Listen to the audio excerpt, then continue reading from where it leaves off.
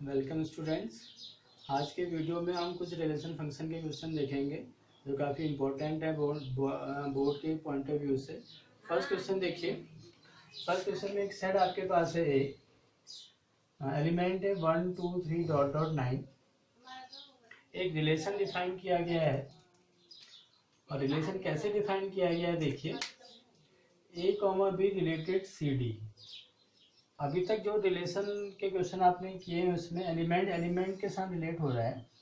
यहाँ पे जो रिलेशन आपको नजर आ रहा है वो ऑर्डर पेयर या रिलेशन ऑर्डर पेयर के साथ है। इसका मतलब ये है कि जो रिलेशन डिफाइन है वो कार्टेशियन प्रोडक्ट पर डिफाइन किया गया है। ये जो ऑर्डर पेयर होंगे आपके वो कार्टेशियन प्रोडक्ट के ही एलिमेंट होते हैं। तो ए बी रिलेटेड सी, जैसे आप ए का रिलेशन बी के साथ बोलते हैं, ए रिलेटेड टू बी लिखते हैं। ए की जगह पर यहाँ पे ए बी है, वहाँ ए सेट का एलिमेंट था, यहाँ पे ए बी कार्टेशियन प्रोडक्ट का एलिमेंट है। तो एक एलिमेंट ए बी है, सेकंड एलिमेंट को हम सी डी लेंगे, फिर हम ई एफ लेंगे, जैसे हमको जरूरत पड़ती जाएगी वैसे हम एलिमेंट लेते जाएंगे। रिलेशन क्या है देखिए, A B related C D. कैसा रिलेशन दिया हुआ है, कैसे रिलेट किया हुआ है देखिए, ए को डी के साथ रिलेट किया है, ए और डी ऐड है, ए प्लस डी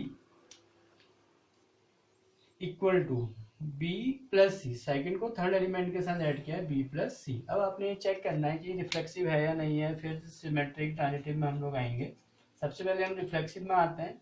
रिफ्लेक्सिव हम कैसे चेक करते हैं, every element is related to itself. यहाँ पे एलिमेंट आपका ऑर्डर पेयर है, तो ऑर्डर पेयर के साथ रिलेट होना चाहिए। तो एक ऑर्डर पेयर आपने लिया पहले ए बी, अब इसका रिलेशन ए बी के साथ ही आप लोग चेक करेंगे। जैसे ए का रिलेशन आप ए के साथ चेक करते थे, यहाँ पे एलिमेंट ए बी है तो ए बी का रिलेशन हम ए बी के साथ चेक करेंगे। तो वो रिलेशन मैंने लिया A B related to A B, same जो रिलेशन डिफाइन किया है, जो वर्किंग वहाँ पे सेम वर्किंग हम यहाँ पे अप्लाई करेंगे।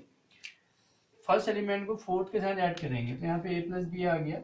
सेकंड थर्ड के साथ ऐड होगा B plus A plus B और बी प्लस ए दोनों इक्वल ही होता है, which is true, R is reflexive. तो पहला पार्ट आपका प्रूफ हो गया, आर इज रिफ्लेक्सिव।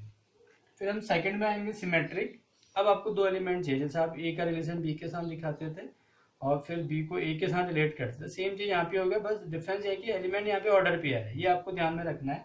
तो ए बी का relation C D, A B related to C D equal to, A B का रिलेशन सी डी के साथ है तो सी डी का रिलेशन भी ए बी के साथ होना चाहिए। अगर ऐसा है तो फिर ये सिमेट्रिक होगा।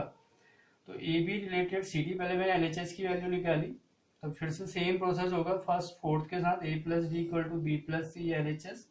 आर एच एस में भी हम अप्लाई करेंगे, फर्स्ट को फोर्थ के साथ ऐड किया, C plus B equal to D plus A, फिर सी प्लस बी को आप बी प्लस सी लिखते हैं, B plus C equal to A plus D, और लास्ट में फिर A plus D equal to B plus C आ गया, जो एल एच एस ही है। तो एल एच एस और आर एच एस की वैल्यू आपने अलग अलग निकाली, दोनों अगर इक्वल आ रही हैं तो आप कहेंगे कि आर इज सिमेट्रिक। अब हम थर्ड में आते हैं, ट्रांजिटिव केस में आते हैं, A B related C D. A का रिलेशन बी के साथ, बी का रिलेशन सी के साथ, तो ए सी के साथ रिलेट होना चाहिए। तो यहाँ पे हमने एलिमेंट अलग अलग लिए हैं, एक ए बी है, एक सी डी और एक ई एफ है। ए बी का रिलेशन सी डी के साथ, सी डी का रिलेशन ई एफ के साथ आप लेके चलेंगे। तो आपको क्या प्रूफ करना है कि ए बी ई एफ के साथ रिलेट हो रहा है कि नहीं हो रहा है, ये आप लोग चेक करेंगे। तो A B related C D आपने लिया, A plus D equal to B plus C, C comma D related E F, same चीज यहाँ पे भी अप्लाई किया आपने, C plus F is equal to D plus C. अब इन दोनों का यूज आपने करना है। तो मैंने क्या किया, इसमें एल एच एस में एल एच एस ऐड किया, आर एच एस में आर एच एस ऐड किया।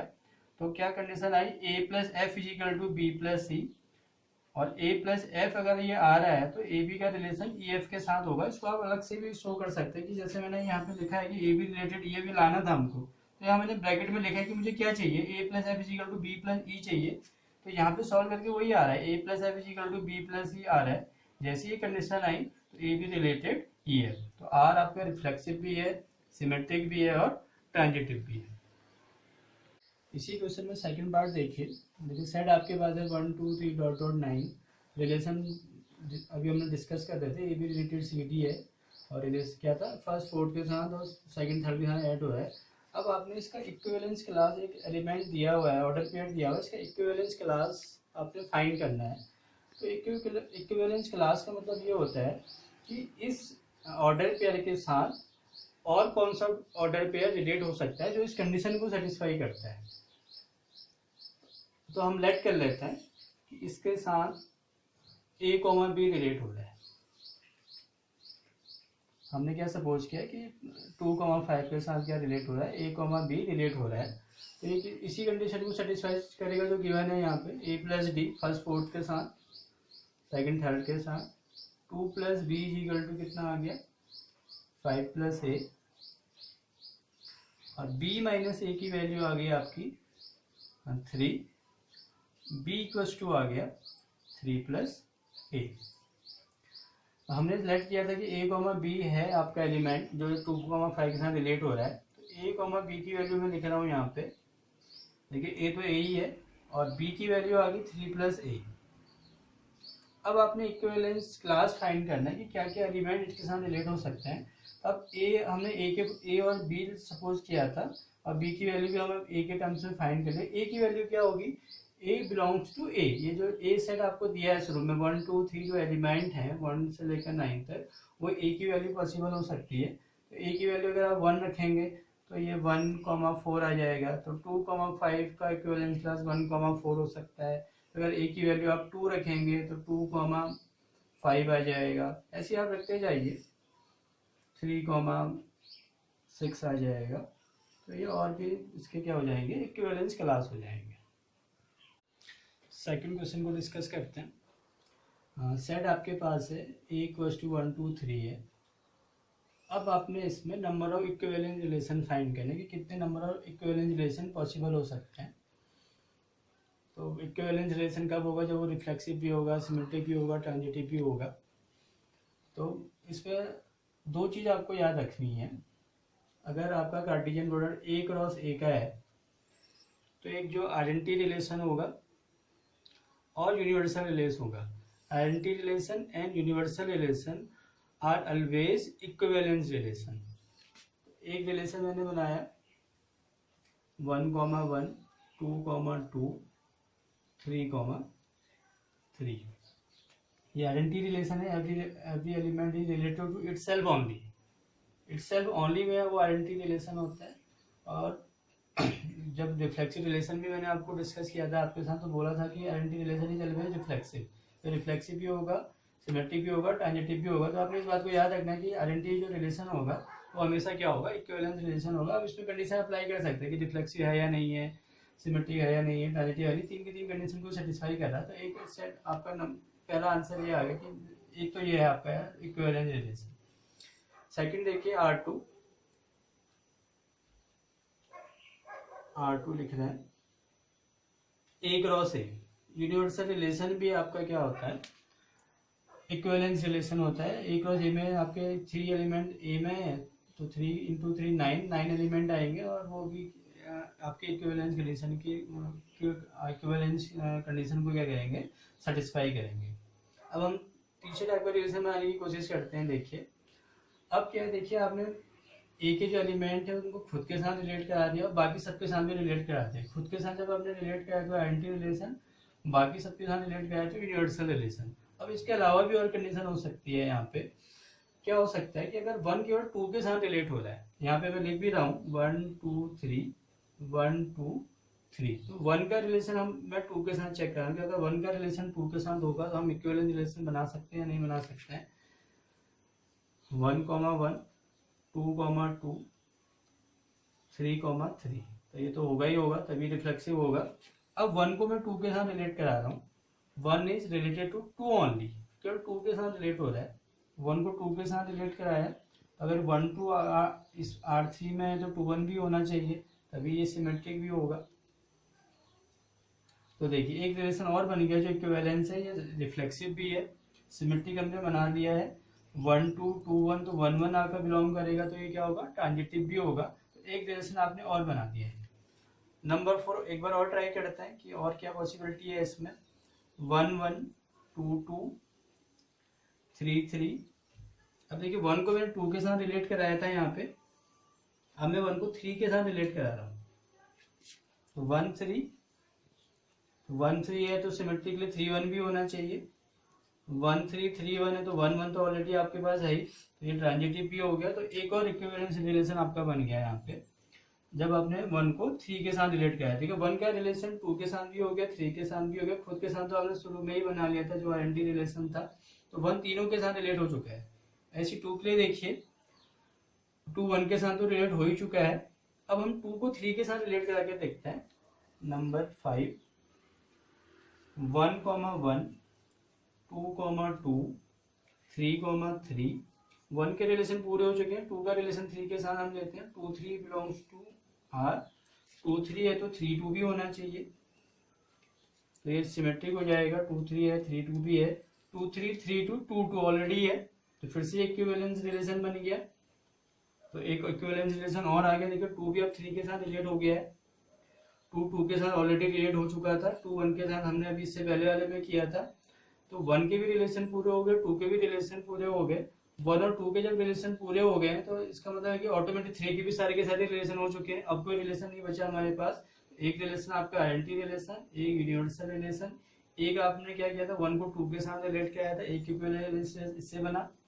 नेक्स्ट में आपने क्या किया 1 को 3 के साथ रिलेट कराया, एक और इक्विवेलेंस रिलेशन बन गया। और लास्ट में 2 को 3 के साथ रिलेट आपने कराया, एक और इक्विवेलेंस बना। तो नंबर ऑफ जो इक्विवेलेंस रिलेशन बनेंगे इसमें कितने बनेंगे 5, तो आपका आंसर क्या होगा 5। थर्ड क्वेश्चन को देख लेते हैं। थर्ड क्वेश्चन सिंपल सा ही है, X Y belongs to R, एक रिलेशन है एक्स वाई। कैसे रिलेट है एक्स और वाई के element, X plus Y is equal to 10, और एक्स और वाई जो है नेचुरल नंबर को बिलोंग कर रहे हैं। तो आपने चेक करना है कि रिफ्लेक्सिव है या नहीं है। तो रिफ्लेक्सिव के लिए कंडीशन एक ही हमारे पास है, every element is related to itself.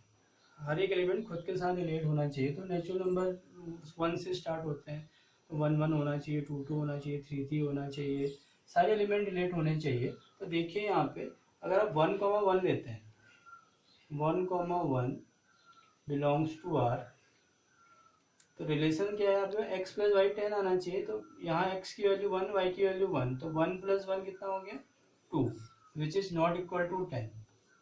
तो 1 1 आपका बिलोंग नहीं कर रहा है आर को। अगर एक भी एलिमेंट बिलोंग नहीं करेगा तो इसका मतलब वो रिफ्लेक्सिव नहीं है। नेचुरल नंबर में जितने एलिमेंट होंगे सारे के सारे रिलेट होने चाहिए। अगर एक भी नहीं हो रहा है तो इसका मतलब रिफ्लेक्सिव नहीं है। तो हमने चेक किया कि 1 1 को हमने बिलोंग्स कराया आर में, लेकिन वो कंडीशन को सेटिस्फाई नहीं करना, आना 10 चाहिए था, जबकि यहाँ 2 आ रहा है, 2 does not equal to 10, therefore R is not reflexive, R is not reflexive. इसमें एक और क्वेश्चन है, देखिए सेट दिया हुआ है आपके पास ए 1 2 3, रिलेशन है आपके पास 1 2। अब आपको ये चेक करना है कि ये रिफ्लेक्सिव है, सिमेट्रिक है, ट्रांजिटिव है। रिफ्लेक्सिव जैसे इस ऊपर वाले क्वेश्चन में मैंने आपको बोला था कि जितने भी एलिमेंट होंगे खुद के साथ रिलेट होने चाहिए। तो यहाँ 1 2 3 1 1 होना चाहिए, 2 2 होना चाहिए, 3 3 होना चाहिए, एक भी नहीं है। 1 1 भी आपको नजर नहीं आ रहा है, 2 2 भी नजर नहीं आ रहा है, 3 3 भी नजर नहीं आ रहा है। R is not reflexive. Clear हो गया। सेकंड सिमेट्रिक, सिमेट्रिक बड़ा आसान है। आर आपके पास है तो आपने आर इनवर्स निकालना है। ये कंडीशन मैंने आपको बताई थी। तो आर इनवर्स क्या होगा, अगर 1 2 है तो यहाँ 2 1 आ जाएगा, not equals to R. R inverse की वैल्यू आर के इक्वल नहीं आ रही है, तो आर इज नॉट सिमेट्रिक। अगर इक्वल आएगा तो सिमेट्रिक होगा, नहीं आ रहा तो नहीं सिमेट्रिक है। और थर्ड देखिए ट्रांजिटिव। ट्रांजिटिव वाला केस इंपॉर्टेंट है। यहाँ पे 1 का रिलेशन 2 के साथ दिया हुआ है, लेकिन 2 का रिलेशन और किसी के साथ नहीं दिया हुआ है। ट्रांजिटिव की कंडीशन मैंने बताई थी आपको, A B belongs to R, B C belongs to R, implies that AC also belongs to R।